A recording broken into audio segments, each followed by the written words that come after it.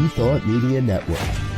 We are a global broadcast network of positive music, media, and entertainment, inspiring humanity's evolution along the journey of enlightenment and creating a world of love, peace, empowerment, and prosperity for all. New Thought Media Network. Positively inspiring. This is What's Up and Why, bringing you the bright side of life, one fun moment at a time. Brought to you by the New Thought Media Network. Please put your hands together for your hosts, Rev Casey Taylor and Miss B Lovely. Clap for us, clap for us. Thank you for joining us for another episode of What's Up and Why. I'm Miss B Lovely. Rev Casey Taylor is on vacation this week, and I'm joined today with the lovely Miss Tasha. Hi. Hello. Thank you for having me. I'm so happy to be here and have this conversation. I'm happy for you to join us today on this conversation. How are you feeling today? I'm good. Oh, I'm so excited. I'll talk about how I got involved in this here in a little bit. But when I had the opportunity, when Rev Casey said, "Hey, I'm going to be gone. Do you want to do this?" I was like, "Yes. Yes." I love the energy because when Rev Casey told me, I was like, okay, I only want Tasha to do it like if she absolutely wants to. I don't want her to feel forced or anything. She's like, oh, no. She's very adamant and excited. I was like, oh, yes, I love that energy. That's the type of energy I want. Your girl comes in hot no matter where she's going. You know, if it's not a hell yes, usually it's a like, hey, let me think on that, you know, and then I'll figure it out later. But this from jump was a hell yes because conversation is just, you know, I love it. It's dynamic, and I'm excited to converse with you and get to know you, and I don't know, see what happens here at What's Up and Why. I know, right? And look, I'm getting my energy up because like I'm just getting up from a nap. But we was having a real good conversation, like about how right now we are experiencing Metro retrograde, and I was saying how my only understanding of it is like when I see people online saying, "Hey, if bad things are happening right now, you know, don't take it personal. Is Mercury retrograde?" But she was like, no, it's so much more deeper than that. Like, you know, can we dive into that bag? Absolutely. Oh my gosh. So who I am and what I'm about is just consciousness. And it's kind of big, right? Oh, what is consciousness? Consciousness just is basically our awareness. And so my bag, my thing, my shtick, my business that I created is divine wellness. And it's basically created that I am my brand, right? And my brand is self-awareness. And so part of my growth, my evolutionary growth, and just like my mind expanding as I walk through this path of enlightenment is that astrology kind of showed itself to me. So I'm not one that has studied it, not that much. Like I'm into it. I'm a hobbyist. And so Mercury retrograde, the more I started learning about astrology, I start hearing people in the world and society, especially in the spiritual circles, oh no, Mercury retrograde, watch out. So really, a quick info about Mercury is that Mercury is the planet of our thinking and our thinking process, our understanding processes, our communication, and also all things travel. So the travel of communication. So speaking or whatever's going on. And so what happens in retrograde is that the planets spin all in a certain direction, right? We always rotate in one direction. Well, what happens when Mercury goes retrograde is it appears to go in reverse, to spin backwards. So if you think of that in terms of our thinking, you're going in one direction, then all of a sudden you're like, hold on, let's double back. So that's a way to think about it. A metaphor that I tell people is that Mercury going retrograde is the sensation of, you know, when you pull into a parking spot and the person next to you is pulling out. And so there's that moment where you're like, whoa, where you're like momentarily discombobulated. That's that sensation of Mercury retrograde. So what's happening is that a lot of our thinking and people start second guessing or questioning their lives, or stuff happens outside of their perception or their understanding that they're like, whoa, what's going on? And so to your point, yes, when all hell breaks loose, like let it, but then slow down and think of what's happening, like why could this be happening, how can I respond differently? So exes come back, you know, things that you thought you healed kind of come back up for a second pass to see, did you pass the test, so to speak? Did you learn the lesson? Are you responding from the wound, or are you responding from the scar? You know, there's a lot that goes into Mercury retrograde. Right now, though, in this Mercury retrograde, it's as though, going back to our analogy of the pulling into the parking spot thing. So imagine you pull in and the person next to you is pulling out. So you're already a little discombobulated. But at the same time, when you realize that's going on, the windshield wipers start going, the sunroof is open, there's a clap of thunder, and like somebody's knocking on your windshield, and you're like, whoa, whoa, whoa, whoa, whoa.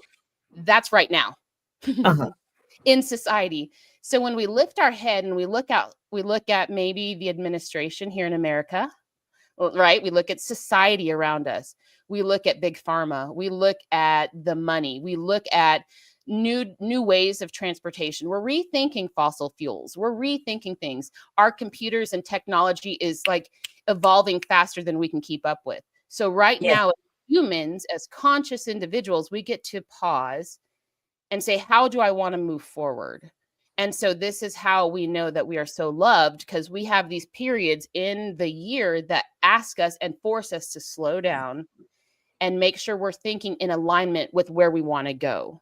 Is our trajectory of our mindset in the direction we want to go? Because we always have a chance to step back and take a breath and look at things objectively. So anyway, that's the kind of the big thing about Mercury retrograde.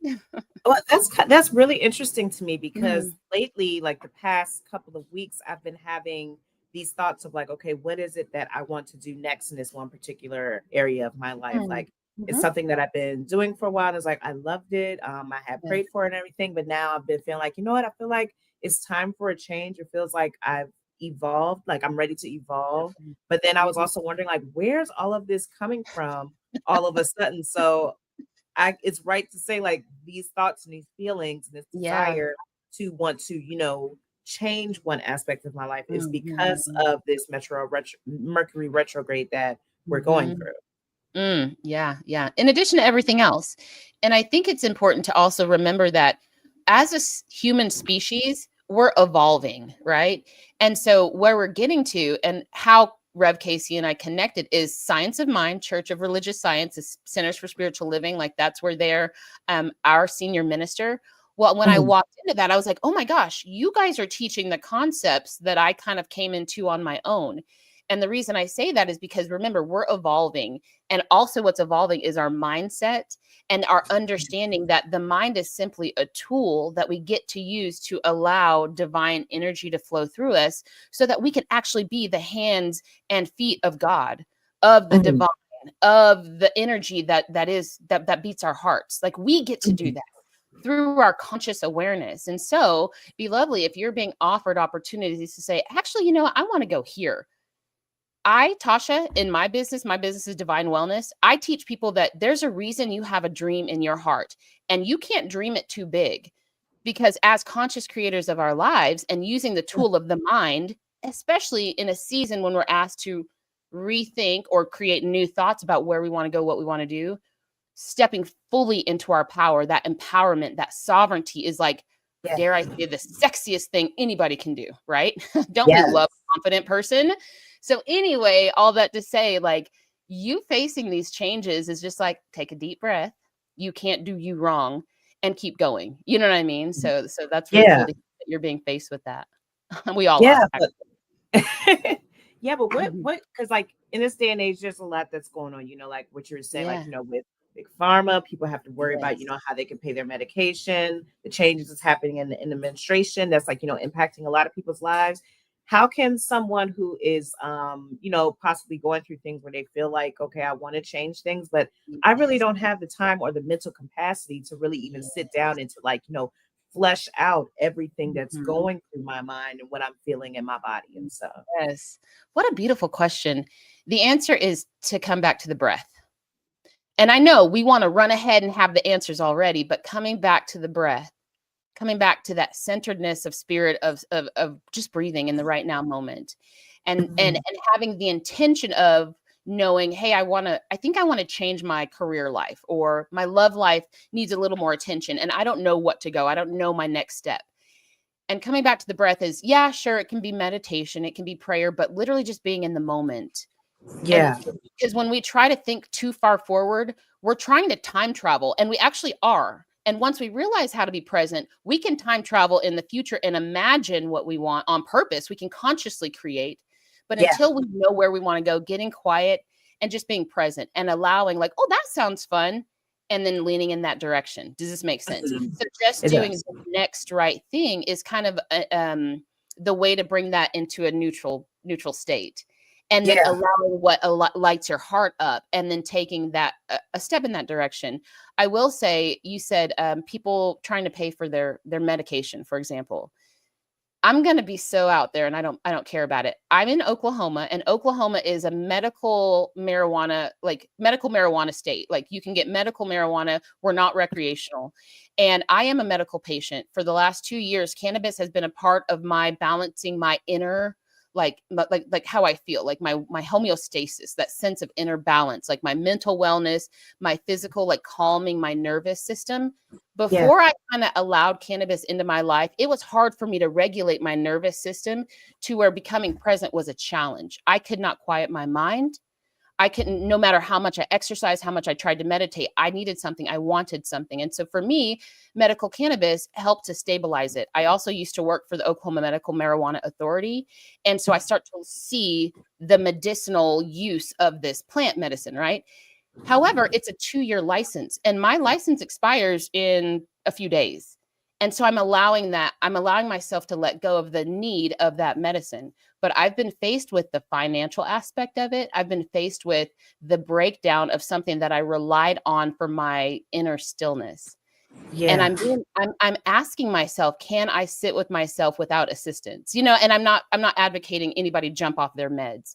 But when we have that sovereignty, and with medical cannabis, for example, I don't have a doctor dosing me. All I know is this gummy, or this 2 hits of this joint, or maybe this tincture. And so I'm learning how to find my inner balance. And so all that to say, I'm getting more and more sovereign, and I'm knowing how to move forward in my life. And so that's a big question you ask, but it always comes back to looking at yourself, your situation, breathing, and then knowing that it might be time to make a big change, because what once was a support now might be a crutch. Yes, I experienced something very similar. For me, I didn't start dabbling into marijuana until like my mid-20s with my second job in my career, because it was just stressing me out to the point where I found myself going to Total Wine and getting a bottle of tequila. And I told myself, Yeah. I'm not going to become an alcoholic. I Yeah. know that marijuana has like medicinal properties that can like really help and relax. And it relaxed me so well. It got me to the point where I could finally quiet my thoughts. But then I noticed it started to become a crutch for me. Yeah. And so I was thinking like, okay, what are things that I can do to like, help replace it? And it was hard for a good couple of months, but I finally got myself to a point where it's like, okay, I do either meditation or sometimes I take a nap. Sometimes I go for a walk. But Yes. I will say, like, there was nothing like, after a stressful day needing to like clear out my thoughts, I write, and I found that I write the best whenever I was like in that place of zen that marijuana would take me to and stuff. And Yes. it was hard to give it up, I will say. But now, like, with breath work, listening to Andre 3000, they call it the flute Yes. album. I love Yeah. that.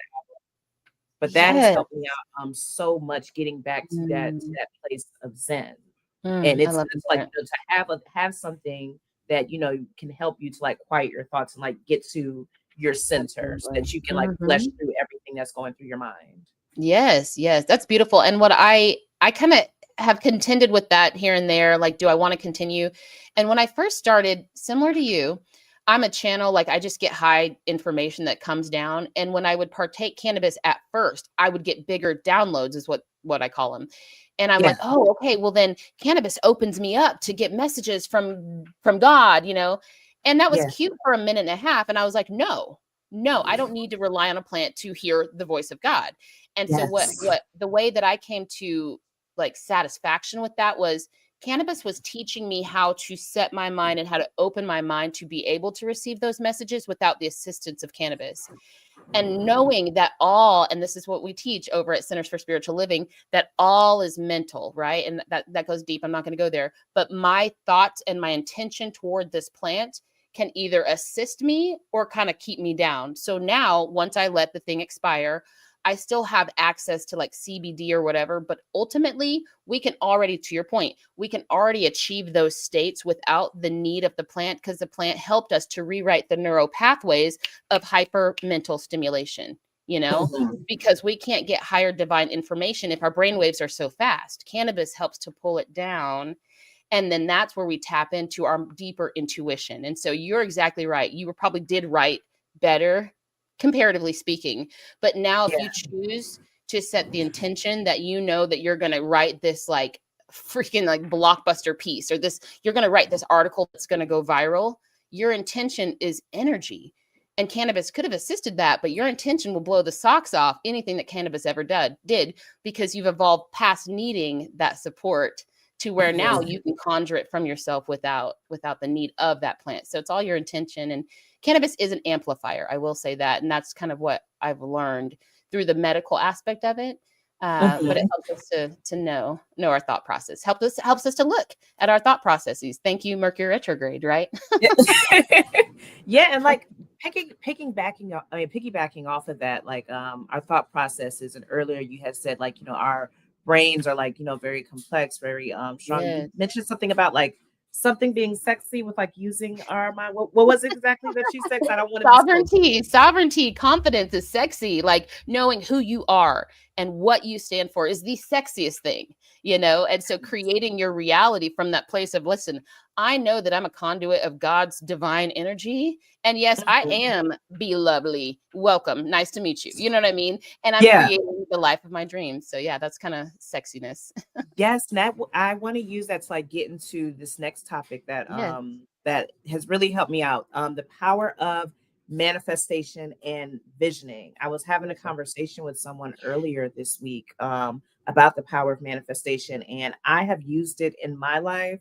For example, there was this place that I wanted to move into a couple of years ago, and I would go to the lake, look at it, journal, and say like, oh, this is going to be where I'm going to be living at. This is where I see myself. And like, I would actually envision myself in the home, putting it together and everything. And then, a couple of weeks later, I ended up getting the home and stuff. And same thing with my current job. I always said I wanted to work here. And I just kept visioning myself, like getting off of work in DC and going to a Pilates class afterwards. And it eventually, ended up happening. Like, can you talk about like, the power of manifestation and visioning and how like we can create the realities that we want? Oh my gosh, I would be so happy to talk about this really quickly. Love this question. Love that you have the experience of it. God, we need more people to do it consciously and have the I did it, so can you story. So thank you for sharing that, number one. And number two, you just basically outlined the how-to of how to create the life of your dreams. To break it down in a nerd way, because that's who Tasha is. Not a nerd way. Super nerdy, but nerds are sexy. Like, tell me a smart Black woman in front of you telling you how the universe works isn't sexy, right? Anyway, so what I do, I created a line, and this is going to break it down very simply. Once you have your thinking in alignment with your feeling, and those things are in alignment, you are channeling the divine energy through your existence as a human, right?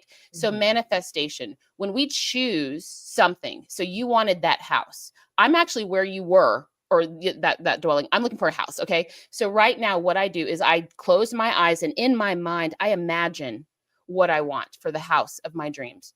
I imagine walking in there, and I'm like, okay, I want this. I want plenty of sunlight. I want rock floors. Tasha wants rock floors, tons of plants, tons of natural light.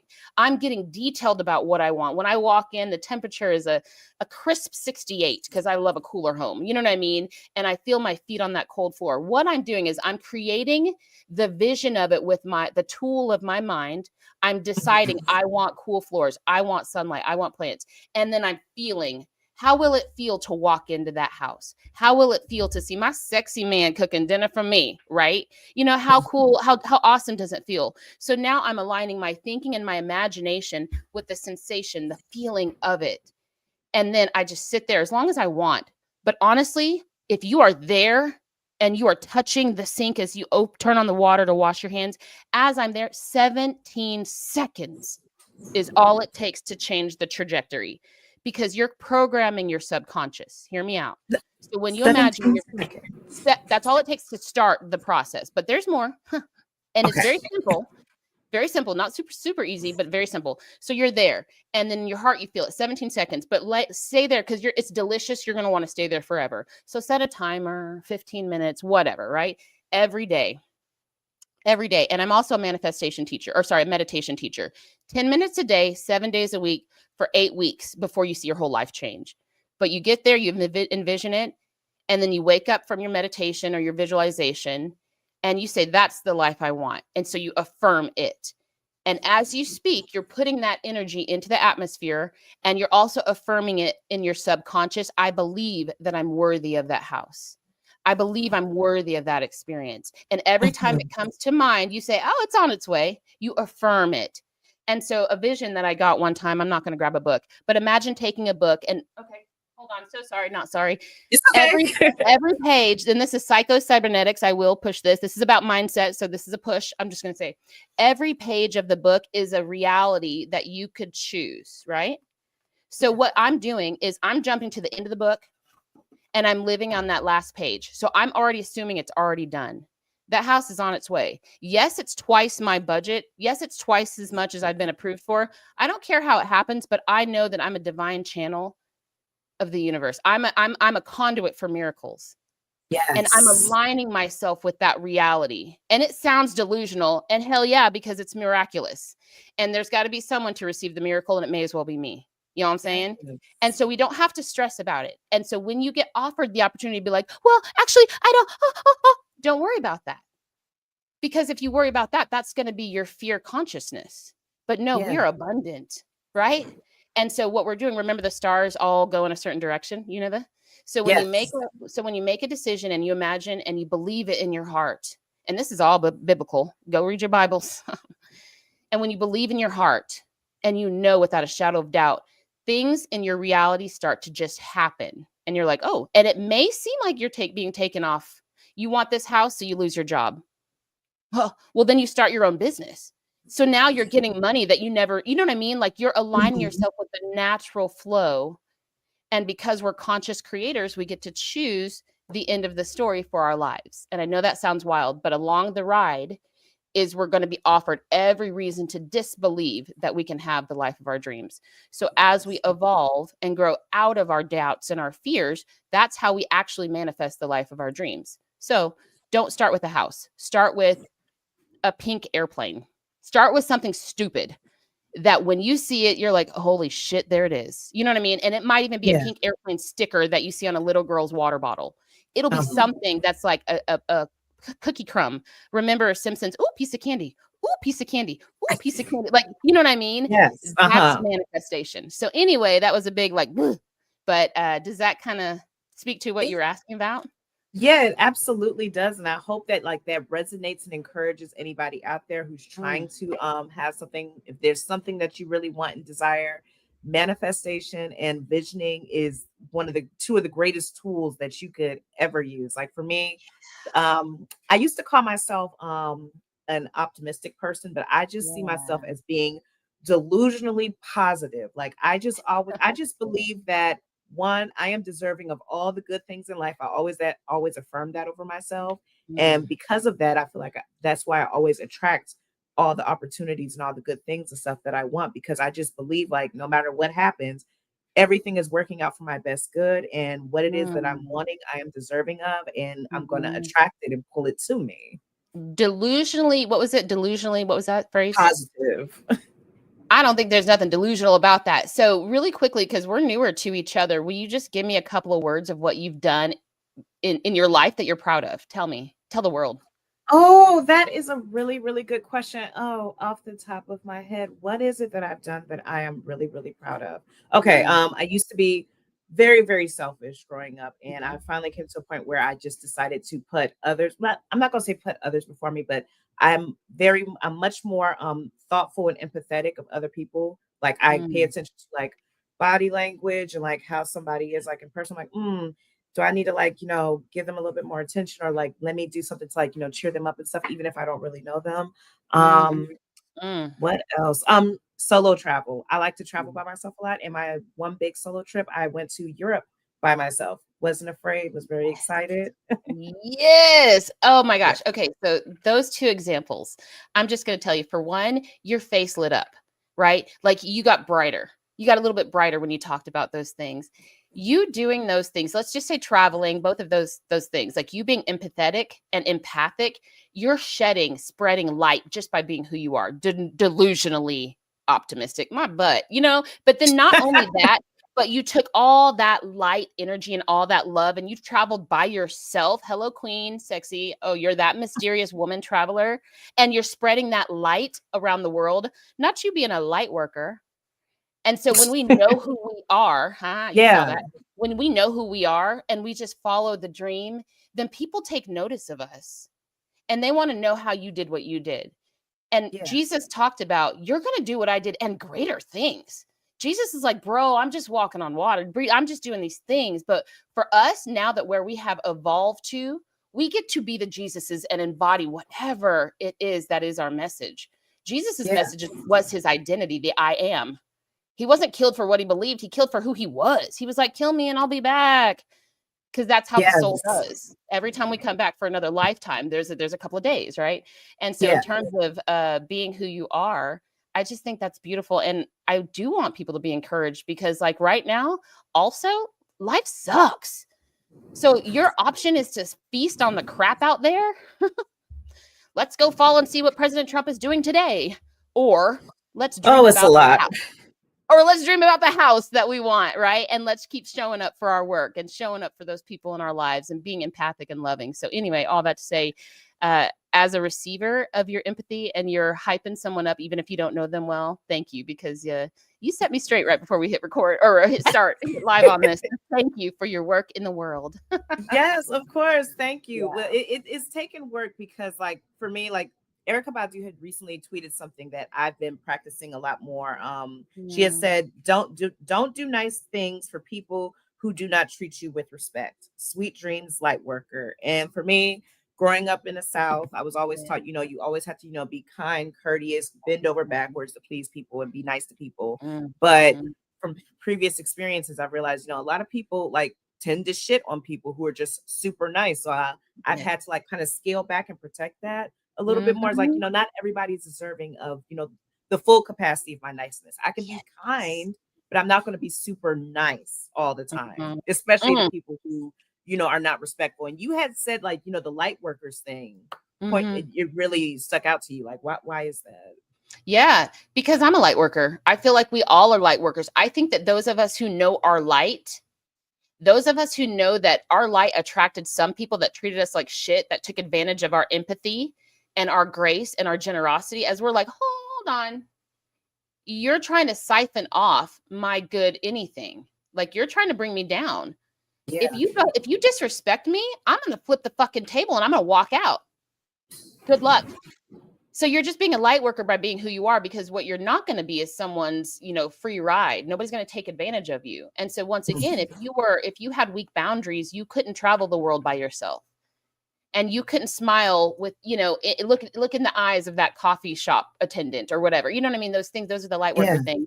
And so the fact that Erykah Badu said that in that quote, and I love how it came up on the screen, that queen is so, some people might say woke, whatever. She's just so divine. Can we deny that? And I'm like, the fact that she used the phrase light worker, I'm like, she's tapped into, because we're all ascending. We're all becoming more and more beings of the light. Of the light, of being illuminated, of not being led by darkness, led by fear, actually death centric. Like we don't like death shouldn't be a side effect of life. And as a light worker, we know that we're eternal. Death does not exist. It's biblical and it's in every wisdom book. Because when you live from your soul perspective, you understand that this lifetime, this body is just an outfit. However, if we choose to believe that this is the lifetime we chose, to remember that we're eternal, that we get to flip all the way to the end of the book of Revelation and read it again from the perspective of conscious awareness and knowing that the God within, that there's no need for a God outside of us anymore, that works light just by showing up to the coffee shop. knowing who you are, because that changes your frequency, that changes your aura, that changes your energy and how you believe you are who you are, and you are fully divine, as you release having to always like point people out, because you're just led divinely. I don't know. It's just I love that. cycle. I love that, Tasha. Yeah, I love you. Thank you. You're welcome. Thank you. Yes, this has been a really, really great conversation. Like, I've really enjoyed like this Mhm. conversation that we've been Thank having you. today. I feel like I've learned so much from you I feel like today. I've talked so much. Thank you. Thank you for the questions. I mean, and you all had a this lot stuff. of good things to say, Tasha. All right. I'll take it. I'll Yes. receive it. Thank you for this. I really have Yes. enjoyed this connection for sure. Yes. Well, thank you for joining us. And thank you to our viewers for tuning in. This has been another episode of What's Up and Why, bringing you the bright side of life, one Mm. positive moment at a time. There I you am go. Miss Be Lovely. Tasha, thank Mm. you for joining us today. Is there Of course. anything any socials that you want to drop for people, if they're looking for you, want to follow you and like learn more? Sure. I'm everywhere. I'm very active on Facebook because I'm 44 years old. But I'm everywhere. I'm all the socials, Tasha Salinas. You'll find me. And yeah, there's my card right there. I say catalytic things. So if there's anybody that wants kind of a more one-on-one connection, reach me down there at my bit.ly link, and we'll take it from there. But anyway, I'll see you on the socials. Thank you so much for having me. It's been a joy to shine my light in this way. And I look forward to the future together. Awesome. And remember, shine bright out there, everyone. Have a great week.